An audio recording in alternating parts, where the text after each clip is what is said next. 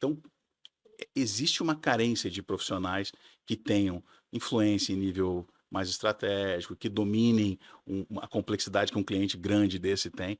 E tá aí, o mercado reconhece isso. Muitas vezes, até as próprias lideranças dessas empresas, que são, ó, pô, eu tô com uma vaga aqui. O cara, pô, tem 4 caras que eu colocaria aí. Fulano, Beltrano, Ciclano. Esses caras aqui fazem um trabalho estratégico fantástico. O principal, digamos, ponto de conexão para a gente buscar um talento são os próprios clientes. Os Aham. clientes dizem, olha, aqui os melhores gestores Que me aqui de contas que atenderam. me atendem aqui são esses caras aqui. Então é o cliente percebendo o valor que ele Uhum. entrega. Então ter um profissional desenvolvido, trabalhando pô, com essa agenda de conexão com o seu cliente, olhando o consumidor final, conseguindo arredondar, nem tudo que chega para a ponta chega redondo, a gente sabe disso, conseguindo aparar as arestas e olhar para dentro da empresa que ele representa e para o cliente que ele vai atender e fazer esse match de agendas, é difícil de você chegar nesse nível, então não dá para você ficar abrindo mão de ter profissionais assim, né? Tem que tentar É mais reter. eficiente você Né? trabalhar nisso, né, e ajustar, de repente, você vai olhar até questões da sua No empresa. transacional é mais, talvez aconteça com maior frequência essa coisa, fez 1 mês, 2 meses, 3 meses, que não é o caso com a gente, mas 1 mês, 2 meses, 3 meses, sai. Porque talvez os caras estejam olhando só o pedido, trouxe o pedido esse Uhum, mês, não trouxe o pedido uhum, esse mês, não me uhum. serve. Mas como a gente está sempre tentando avançar, não é 1 mês, 2 meses que vai fazer, Significar vai significar o que a gente está fazendo ali com num longo com prazo. aquele canal ali a médio e longo prazo. E assim, o que que você a gente tá falando aqui, né, do potencial desse cara na ponta e tal, o que que você e a gente falou já, da influência dentro do Uhum, cliente, mas o que que você entende que é a força dessa influência, da liderança uhum, com esse time, e que acaba cascateando na influência dele com o uhum, cliente? O que que uhum. qual pra você, qual é o maior atributo de influência, assim, nessa cadeia, né? Pô, tem um ponto que é relevante no que você está puxando, que é a influência também não é só para fora, né? Porque muitas vezes a empresa diz: "Não, olha, tá aqui a minha estratégia central é essa, é isso que a gente precisa fazer". Mas a empresa não está madura também para garantir condições para que a gente consiga avançar com aquilo. Então, muitas vezes você tem que fazer influência interna para garantir que a estrutura interna esteja preparada para trabalhar da forma que ela se planejou. Vou te dar um exemplo aqui. Eu tenho 5 áreas que acabam interagindo para entregar um plano para um cliente externo. Uhum. Esse gerente de contas aqui, muitas vezes, ele não é só a influência que ele faz lá, ele tem que vir para dentro da própria empresa para garantir que essas 5 áreas trabalhem de forma sinérgica para entregar o que está escrito que tem que ser entregue, E o que ele prometeu. e o que ele prometeu. Então ele tem que fazer influência para fora, influência para dentro. A liderança dessas áreas está olhando para dentro, tem que criar condição que o ecossistema interno gere possibilidade para esse cara transitar, vir aqui buscar os recursos, mobilizar os recursos dentro da empresa para atender o plano colaborativo com o seu cliente. Então a influência é para fora, é para dentro. E a gestão, a liderança desses times tem que garantir condições para que isso aconteça. Então, digamos aí, uma boa parte do meu trabalho é garantir condições para que o time opere. Então, é garantir que tudo que a gente planejou, que está no PowerPoint, internamente, aconteça. Sinergia entre as áreas, a Priorização. priorização, as entregas. Quebra o pau, quebra, mas aí essa é a minha responsabilidade. É garantir que internamente esse elemento que faz o interface com o ambiente externo lá, com os clientes, ele tenha o melhor à disposição dele. Ele é um gerente de vários projetos. Um gerente de contas é um gerente de vários projetos. É um PMO, porque ele se conecta com o cliente, busca diferentes frentes, diferentes projetos, depois ele volta para dentro da empresa, alinha esses projetos e faz com que isso aconteça. Aí o meu papel é garantir que as condições internas favoreçam a ele, né? Para que ele faça, para que ele entregue o que a empresa se propõe a fazer. E você acha que ele vai conseguir exercer maior influência nesse cliente dele direto quando ele se mostra um excelente PMO? Quando ele consegue mostrar para ele, cara, tô aqui tentando executar da Isso maior aumenta eficiência bastante, possível. porque de uma maneira geral, os clientes eles não têm tempo para acompanhar tudo que você fechou com eles. Sei lá, um cliente recebe, sei lá, sei lá, um gerente de compras de um fornecedor, de um cliente grande, recebe, sei lá, atende 30 empresas. Cada empresa tem 10 produtos, no mínimo. Ele não tem tempo de olhar no detalhe isso. Ele precisa que esse gestor de contas ali tome conta do negócio da empresa dele dentro do cliente, buscando as alternativas, corrigindo desvios e tal. Se esse cara faz esse trabalho bem feito, que aponta oportunidades e mostra o quanto ele agrega valor, a influência dele aumenta bastante, né? Ele vai ter sempre tempo na agenda para ser atendido, ele vai ter possibilidade de se conectar com outras áreas através do contato que ele tem com a área de compras e por aí vai. Depois ele vai criando conexões em toda a empresa. Área de CRM, área de compras, área de Dentro do logística, cliente. dentro do cliente. Então, Uhum. Ele vai ganhando é, esse é espaço, né? interessante. Às vezes você tem um gestor de contas tomando conta de uma conta. Aí o pessoal pergunta, pô, mas esse cara só atende uma conta?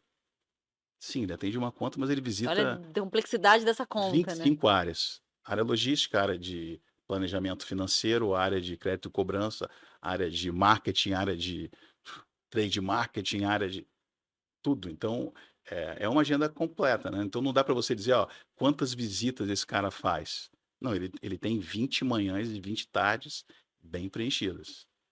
E aí vai trabalho de campo, vai visitar para ver o que acontece com a estratégia que ele traçou, se chegou no consumidor final, se não chegou, em diferentes lojas.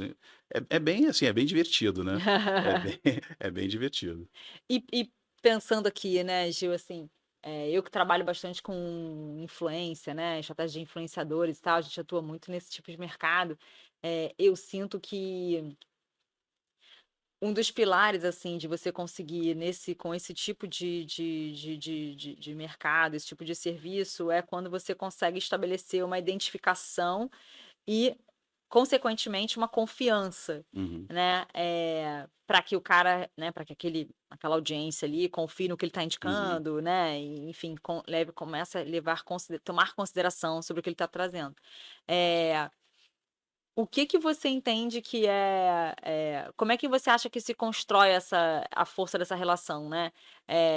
Você querer agregar valor e tal, e com isso você vai, criando e construindo e fortalecendo a sua confiança ali, ou você entende que tem outros aspectos mais importantes, isso é uma consequência? Como que você acha que se constrói mesmo, né, essa relação cliente e Para mim, eu acho que tem uma combinação aí de entrega, né? Porque se você faz, com o passar do tempo, você vai lá e oferece uma proposta de valor, começa a fazer um plano colaborativo, faz um trabalho em conjunto e as coisas vão caminhando bem. À medida que você vai entregando, você vai ganhando uma credibilidade maior com aquele cliente. Ó, o que era só uma ideia, esse cara veio aqui, fez uma ideia, virou um projeto, foi implementado e hoje é um negócio rodando.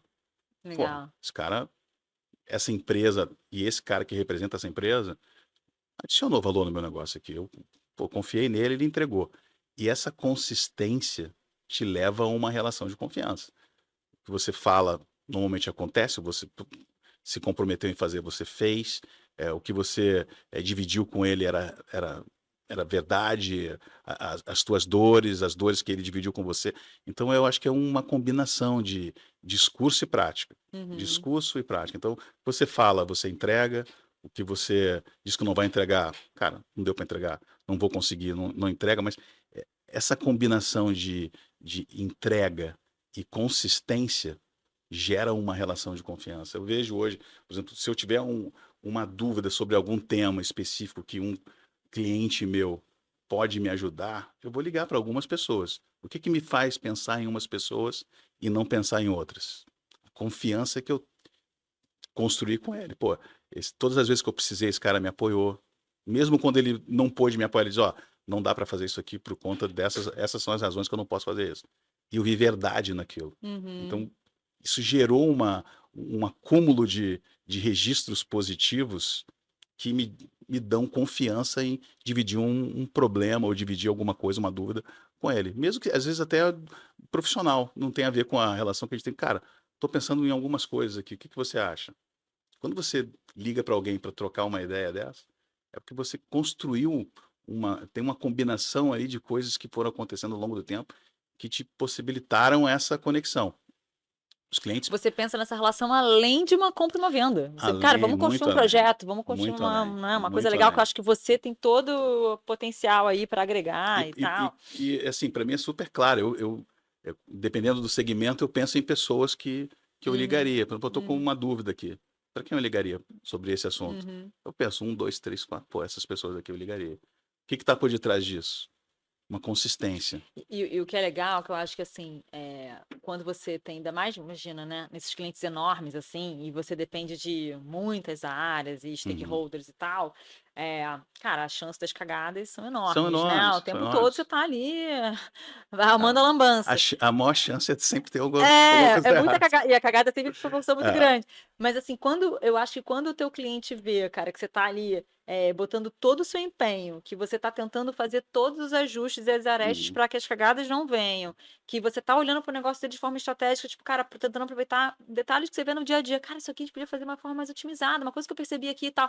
Quando ele vê essa verdade em você, mesmo quando vem as maiores cagadas, ou quando, às vezes, lapsos assim que acontece, pô, não Uhum. mandou o troço, não mandou por e-mail o negócio, quando coisas até pequenas que vão minando, é muito mais suave. Porque, cara, essas coisas, essas cagadas, tipo, cara, ele tá vendo que é Ah, genuíno, que você e tá você fazendo todo o seu e esforço. ele entende, por exemplo, às vezes a gente, sei lá, uns tempo atrás aí detectaram um desvio lá num processo nosso e, ó, cara, isso aqui gerou um débito aqui pra gente. Beleza, viu o débito, entendi a dinâmica, eu falei, pô, eu vou conversar com os clientes, ó, isso aqui foi um erro nosso aqui e tal. E os caras falaram, pô, beleza. Não teve um questionamento. Só, cara, é difícil da gente conseguir buscar isso aqui, mas eu entendi o que aconteceu e até não verbalizou, mas o cara entendia as minhas dores, ele sabia o que que Aham, podia ter aham. acontecido. O cara falou, cara, deixa comigo aqui, eu vou dar uma olhada aqui, eu vou ver o que que é possível de fazer disso aqui e tal. E às vezes acontece com eles lá também. O cara, pô, Total. Gil, olha, pô, cara, aconteceu isso aqui. Tu pode me ajudar? Falei, cara, me dá, eu vou olhar e eu tento entregar para ele algo que eu gostaria que me entregasse. Então, Uhum. quando isso acontece, cara, a relação de confiança está estabelecida. E ele vai confiar quando eu falar para ele, ó, cara, não dá para fazer isso aqui. Ele vai entender que realmente você não Cara, tem não como deu. Ele falou, resolver. pô, cara, conversei com ele lá, não deu para fazer isso aqui. Ah, não sei, mas eu não iria além disso. O cara disse que não deu, não deu. Então não tem aquela coisa de escalar, não, vou falar com o chefe do cara. Ele já viu que você E fez, já né, viu. Então, tudo. isso acontece com frequência, assim, você tem situações onde você faz esse contato, pô, ó, tô precisando aqui de um suporte aqui. O cara vai dizer, ó, pô, esse mês eu não tenho como fazer, no mês que vem eu posso fazer. Ó, e vice-versa, né? O cara, pô, ó, consegue me ajudar aqui nisso? Tô precisando de uma informação e tal. Cara, quando precisa, ou não posso te dar informação, sei lá.